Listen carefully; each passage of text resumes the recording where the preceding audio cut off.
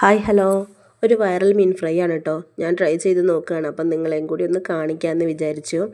ആദ്യം ചട്ടി അടുപ്പത്ത് വെച്ച് എണ്ണ ഒഴിച്ച് അതിലേക്ക് ആവശ്യത്തിന് മുളക് പൊടിയും മഞ്ഞൾപ്പൊടിയും പിന്നെ ചെറിയുള്ളി ചതച്ചത്, വെളുത്തുള്ളി ഇഞ്ചിയൊക്കെ ചതച്ചത്, പിന്നെ കറിവേപ്പില വേണമെങ്കിൽ ഇടാം കേട്ടോ. എൻ്റെ അടുത്ത് ഉണ്ടായിരുന്നില്ല, അതാണ് ഞാൻ ഇടാത്തത്.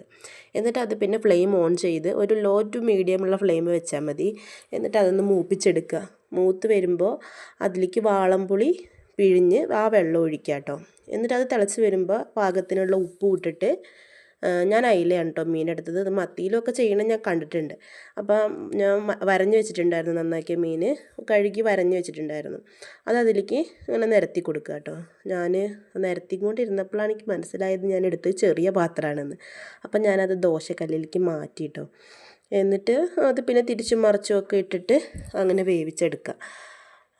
സത്യസന്ധമായിട്ടുള്ളൊരു റിവ്യൂ പറയുകയാണെങ്കിൽ എനിക്ക് ഈ മീൻ ഫ്രൈ തീരെ ഇഷ്ടപ്പെട്ടിട്ടില്ല കേട്ടോ.